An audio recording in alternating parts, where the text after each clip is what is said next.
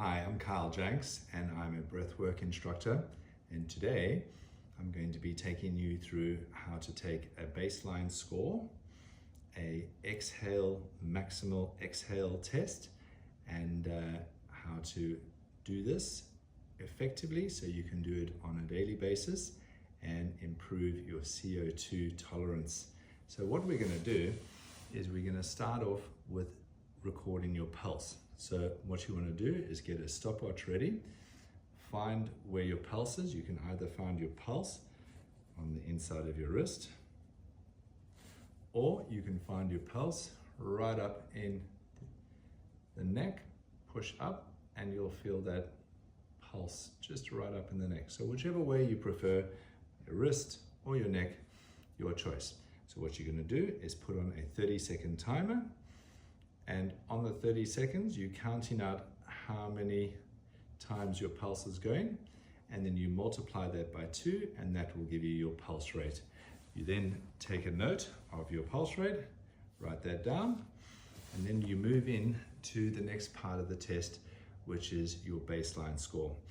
So before I demonstrate the baseline score, what I'm going to let you know is the essentials of how to take the baseline score.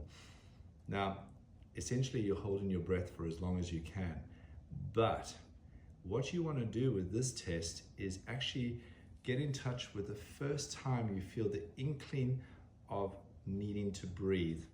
It might be a little clench in your belly, it might be a throat getting tight, it might just feel the slightest urge to breathe. You most probably and should be able to push yourself a little bit longer, but for the baseline score, we want to get in touch with that first inkling of needing a breath. So what you're going to do before you start the baseline score is you're going to do a 3-minute timer of what we call breathless breathing. So what you're going to do is breathe in through your nose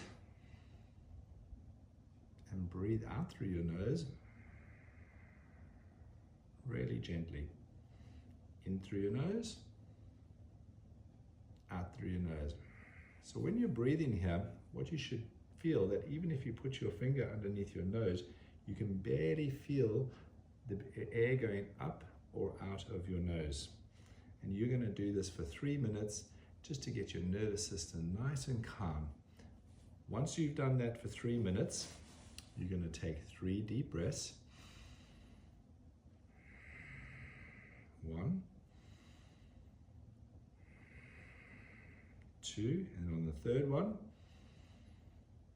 breathe out.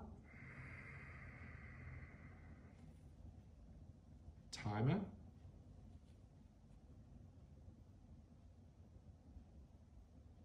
And you're going to hold your breath for as long as you can.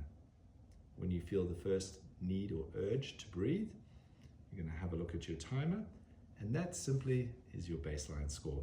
So you record your baseline score, and then you go back to 3 minutes of just nice, gentle, breathless breathing in through the nose,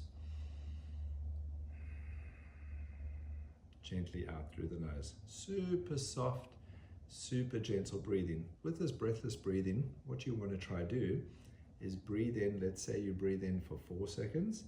You're going to try double the exhale out for, let's say, 8 seconds. Give it a bit of a pause at the bottom and repeat that. And your breath in is always going to be shorter than the breath out. You want to feel like you're working a bit, but you're not overstressing yourself. So just keep it nice and chill. Go for your 3 minutes. And then from there, we're going to take the last 3 breaths, and we're going to move into the maximal exhale test. So you take 3 big breaths. Fill your belly up, fill your diaphragm up, fill your chest up. Exhale everything out. Inhale. 2. Inhale for the third one. Gently exhale out. Then from there, you're going to hold and breathe out as softly as you can and exhale out as long as you can. So it'll look something like this.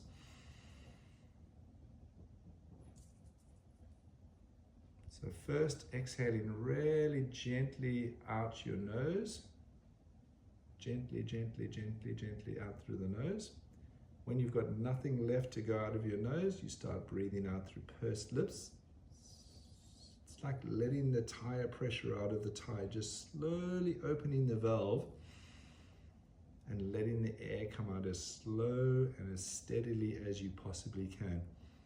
At no point should you try and cheat this test and try hold your breath, because that's just useless. You're just cheating yourself. Make sure that you're constantly letting the air move out of your nose first, then out of your mouth. You then take your score of how many seconds that was, and what you should aim for is that your baseline score, your maximal exhale, should be about double of what your baseline score is. And then you can see if you're doing and how you're going with that.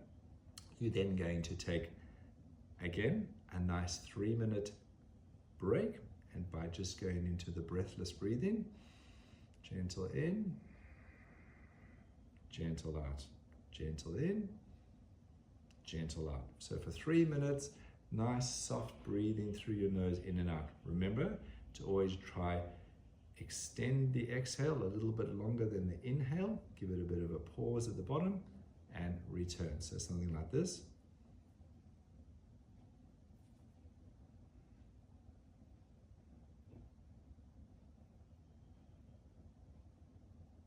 And return.